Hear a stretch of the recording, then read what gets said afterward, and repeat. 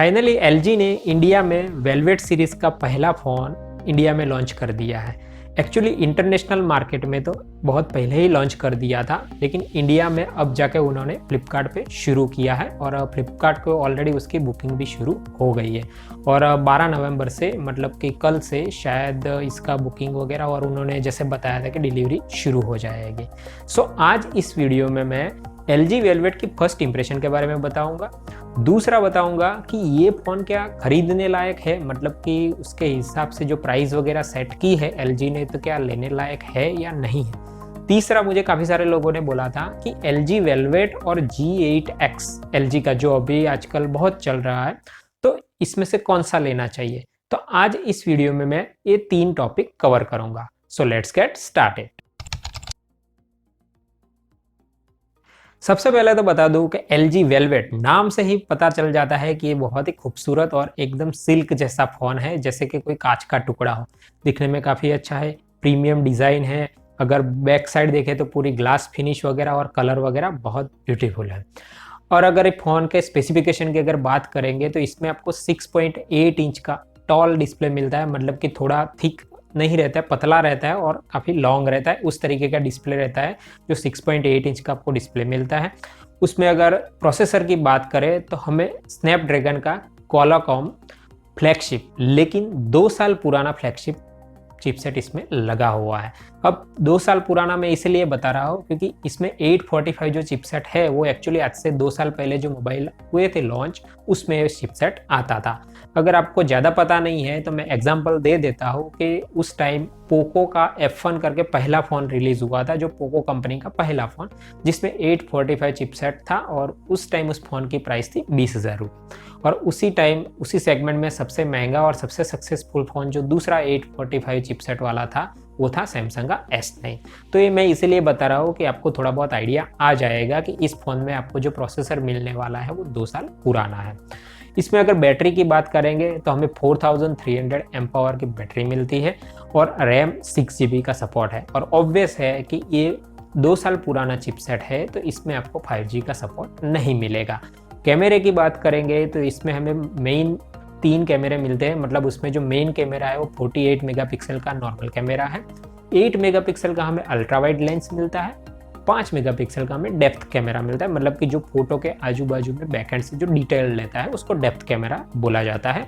Selfie की बात करेंगे तो 16 मेगापिक्सल का स्टैंडर्ड कैमरा हमें मिलता है।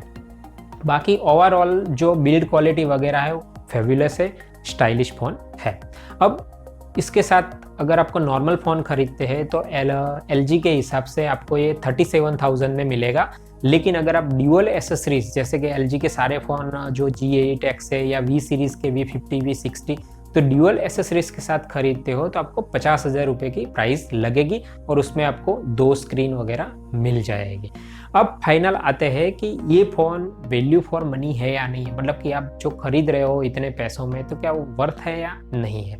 सो इसमें इस फ़ोन के बाद मैंने कुछ पॉइंट्स नोट किए हैं जो मुझे लगा कि बताने चाहिए, क्योंकि फाइनली तो खरीदना आपको है, पैसे अगर आप खरीदते हो तो आप ही को देने हैं। लेकिन अगर आप इतना महंगा फ़ोन खरीदते हो, क्योंकि अगर मिडिल क्लास फैमिली से बिलोंग करते हो जैसे कि मैं करता हूँ, तो हमारे लिए 40 से 50,000 रुपये का फ़ोन मतलब बहुत बड़ी अमाउंट होती है। आप रिच क्लास से हो तो बात अलग है, तो आपको जानना चाहिए कि आप क्या खरीद रहे हो। तो सबसे पहले मैंने जो पॉइंट्स नोट किए उसमें मैं सबसे पहले मैं बताऊंगा कि एक तो इसकी 6.8 इंच की डिस्प्ले है, मतलब 6.8 इंच मतलब कि 7 इंच में 0.2 इंच सिर्फ कम है, मतलब 7 इंच का फ़ोन नहीं होता है। मुझे लग रहा है कि ये टैबलेट होना चाहिए था, क्योंकि डेली रूटीन में आप 7 इंच का फ़ोन लेके घूमो वो थोड़ा हेक्टिक हो जाता है। अगर आपको बड़ी स्क्रीन पसंद है, आप हैंडल कर सकते हो तो बात अलग है, लेकिन मेरे हिसाब से 7 इंच मतलब थोड़ा बहुत लॉन्ग हो जाता है फ़ोन। अगर दूसरी बात करेंगे इसकी स्क्रीन की, इसकी स्क्रीन अच्छी है। जो P OLED है LG की प्रोप्राइटरी OLED डिस्प्ले, जो P OLED उन्होंने प्लास्टिक OLED बनाया हुआ है, स्क्रीन अच्छी है। लेकिन इसके बेजल्स देखोगे तो आपको बेजल्स डिफिकल्ट रहेंगे देखने में, और आसानी से आप उसको ब्लैक जो पट्टी रहती है उसको बेजल बोलते हैं नॉर्मल लैंग्वेज में, तो वो आपको दिखेगी। साथ में आपको वाटर ड्रॉप नॉच मिलता है, तो वो नॉच और वहाँ से पूरी एक फ्रेम जैसा आपको दिखाई देगा अगर आप आराम से उसको देख सकते हैं तो। तीसरी बात करेंगे कैमरे में, तो इसमें नॉर्मली जैसे कि मैंने बताया कि 48 मेगापिक्सल, 8 मेगापिक्सल, 5 मेगापिक्सल और प्लस 16 मेगापिक्सल का हमें सेटअप मिलता है। कैमरे का अच्छा है, लेकिन जो प्राइस है उसके हिसाब से थोड़ा बेटर हो सकता था, ऐसा मुझे लग रहा है। अगर उसके बाद नेक्स्ट पॉइंट बात करेंगे तो LG का इसमें हाईफाई डेक का जो सपोर्ट है वो इस फ़ोन में अवेलेबल नहीं है, जो G सीरीज़ में हमें मिलता है, G8 में है, G7 में है। और जिन लोगों को पता है कि ये डेक की क्वालिटी कैसी होती है वो बता सकते हैं कि इसमें कितनी अच्छी आपको साउंड क्वालिटी आती है। जिन्होंने नहीं सुना है उनको शायद फ़र्क नहीं पड़ेगा, लेकिन बता दूँ कि LG वेलवेट में उन्होंने हाईफाई डेक को ड्रॉप किया है। अब क्यों किया है उसका उन्होंने नहीं कुछ बताया है। उसके बाद बात करेंगे प्रोसेसर की। अब प्रोसेसर उन्होंने नो डाउट्स फ्लैगशिप प्रोसेसर है, अच्छा है, एक टाइम पे अच्छा था, आज भी गेमिंग वगैरह में अच्छा ही है, लेकिन 2 साल में काफ़ी सारा क्वालकॉम ने इम्प्रूवमेंट किया है। तो यहाँ पे प्रोसेसर के साथ दूसरी काफ़ी सारी चीज़ें ऐसी होती है जो स्पेसिफिकेशन होता है, लेकिन इंटरनल पार्ट्स बोले जाते हैं जो हमें ज़्यादातर पता नहीं होते। तो प्रोसेसर पुराना है तो वो सब पार्ट्स भी पुराने रहेंगे उसमें, जैसे कि उसमें UFS स्टोरेज वगैरह है या दूसरे वर्जन्स वगैरह वो आपको पुराने मिलेंगे। उसके बाद बात करेंगे चार्जिंग का, बैटरी का। अब बैटरी इसमें जो दी है वो है 4300 mAh की बैटरी दी है, लेकिन साथ में अगर आप सोचो आपको जो स्क्रीन दी है वो 6.8 इंच, मतलब 7 इंच के फ़ोन में 4300 mAh की बैटरी मतलब थोड़ा कम है, ऐसा मुझे लग रहा है। और डेफिनेटली कि अगर 5000 mAh बैटरी होती तो और बेटर हो सकता था। साथ में 845 चिपसेट की वजह से इसमें बैटरी कंजप्शन जो पिछले 2 साल में क्वालकॉम ने जो इम्प्रूवमेंट दिया है, मतलब कि आपको 865 चिपसेट में 4300 mAh की बैटरी का परफॉर्मेंस और 845 चिपसेट में बैटरी का परफॉर्मेंस में आपको डिफरेंस लगेगा। अगर आप ऐसा सोच रहे हो कि भाई मुझे ये 4300 mAh इसमें चल रही है, तो प्रोसेसर के ऊपर बहुत रहता है, क्योंकि प्रोसेसर कितनी पावर कंजप्ट करता है वो भी बहुत इंपॉर्टेंट होता है। तो वो यहाँ पे आपको ओल्ड वाला मिलेगा, वो एक दिमाग में रखिएगा। साथ में प्रोसेसर के साथ में जो चार्जिंग पॉइंट भी होता है, तो इसमें आपको ऑफिशियल 15 वाट का चार्जर सपोर्ट करता है, 15 वाट का ही चार्जर सपोर्ट करता है। और अगर वायरलेस चार्जिंग की बात करेंगे तो 9 वाट का करता है, जबकि अभी की जो लेटेस्ट फ़ोन है वो 25 और उससे भी ज़्यादा चार्जिंग सपोर्ट करते हैं। तो इसमें आपको जो चार्जिंग सपोर्ट है ऑफिशियल क्विक क्वालकॉम का QC 3.0 मतलब कि 3.0 चार्जर सपोर्ट करेगा। तो एक ये पॉइंट है। दूसरा कि ऑब्वियस है कि 2 साल पुराना है तो इसमें 4G ही का ही सपोर्ट है, 5G का सपोर्ट आपको नहीं मिलेगा। अगर इसमें आप एसेसरीज, ड्यूअल एसेसरीज के साथ फ़ोन खरीदते हो तो एक तो ये फ़ोन की जो साइज़ है वो 6.8 इंच है, ऊपर से ये फ़ोन का जो वेट है वो 180 ग्राम का है, ठीक है। अब आप दूसरी एसेसरीज जो मतलब ड्यूअल एसेसरीज लगाते हो तो 180 ग्राम का ये फ़ोन है, और जो उसकी एसेसरीज है मतलब जो LG ने कवर बनाया है और उसमें एक स्क्रीन दिया हुआ है, तो उसका वेट होता है 109 ग्राम। मतलब कि आपको डेली में अगर यूज़ करते हो आपको 300 ग्राम का फ़ोन लेके घूमना पड़ेगा। तो सोचो कि 300 ग्राम मतलब आपको 1-2 दिन शायद अच्छा लगेगा, लेकिन रूटीन में थोड़ा डिफ़िकल्टी हो सकती है क्योंकि वो काफ़ी हैवी हो जाता है। ऊपर से कि ऑलरेडी इसमें 4300 की बैटरी दी है और ऊपर से आप दूसरी स्क्रीन लगाओगे तो उस स्क्रीन में तो है नहीं बैटरी, तो वो भी इसी में से जाने वाली है।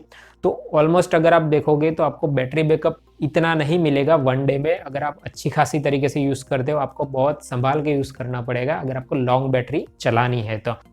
एज़ पर LG के हिसाब से कि जैसे कि इन्होंने बताया कि इतनी आपको बैटरी वगैरह चलेगी, लेकिन एक एग्जांपल आपको देता हो कि आप कोई भी शोरूम में बाइक वगैरह लेने जाते हो तो आपको क्या बोलते हैं कि 70 से 80 का एवरेज देगी, लेकिन क्या रियल में आपको मिलती है इतनी एवरेज? कभी नहीं मिलती ना। तो बैटरी में भी वैसा ही होता है कि उन्होंने जो टेस्टिंग किया होता है और आप रियल लाइफ में जो यूज़ करते हो उसमें फ़र्क रहता है। तो यहाँ पे 1 डे का बैटरी बैकअप काफ़ी मुश्किल से मिलेगा, और ड्यूअल एसेसरीज के साथ तो मुझे ऐसा लग रहा है कि आपको चार्जर लेके ही घूमना पड़ेगा।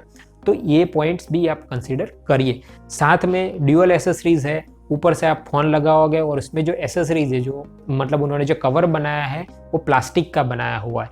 फ़ोन इतना ब्यूटीफुल है और ऊपर से आप चाइनीज़ कलर जैसा आपको वाइट कलर का कवर मिलता है, और ऊपर से उसमें जो फ्रंट पैनल था वो पिछले फ़ोन में उन्होंने ग्लास पे फिनिश रखा था, जो यहाँ पे उन्होंने बिल्कुल हटा दिया है।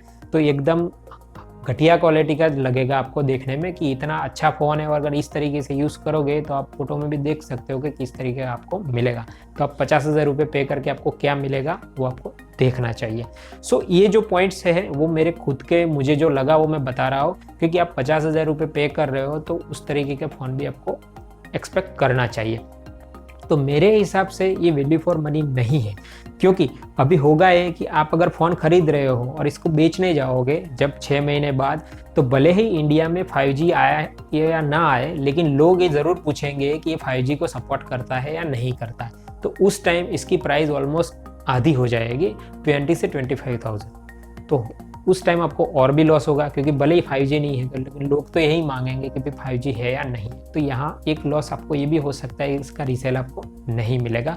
और डेली रूटीन में जैसा मैंने बताया, स्क्रीन बड़ा है, अगर आप जीन्स वगैरह यूज़ करते हो, जीन्स पहनते हो, तो इतना बड़ा ड्यूअल एसएसएस के साथ इतना मोटा फ़ोन आप जीन्स में रखोगे कैसे, क्योंकि जीन्स की पॉकेट की साइज से तो फ़ोन बड़ा हो जाएगा।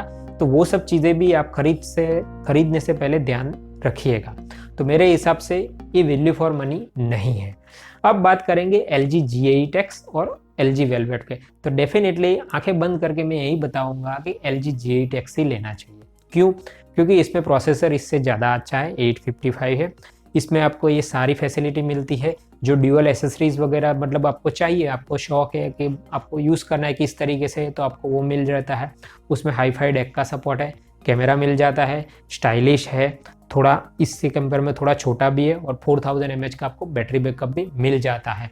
तो मेरे हिसाब से LG Velvet की कंपेयर में आपको G8 X लेना चाहिए, और ऊपर से आपको वो फ़ोन मिलेगा 25,000 रुपीज़ में, जबकि ये फ़ोन आपको पड़ेगा अगर ड्यूअल एसेसरीज के साथ खरीदते हो तो 50,000 रुपये, मतलब ऑलमोस्ट आधी प्राइस।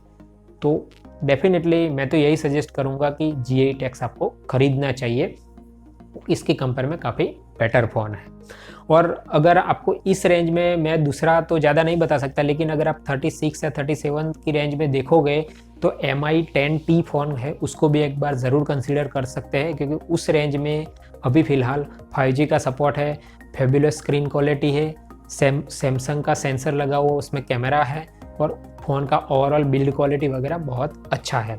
तो वो आप कंसिडर कर सकते हैं अगर आपको 40,000 या 35 या 36,000 अराउंड खरीदना है, तो ये मेरा सजेशन रहेगा। आई होप वीडियो आपको काफ़ी पसंद आया होगा, और मैंने जो पॉइंट्स बताए उसको एक बार कंसिडर करिएगा। बाकी खरीदना ना खरीदना वो तो आपके ऊपर है। दूसरे वीडियो से बहुत जल्द मिलेंगे, तब तक के लिए टेक केयर।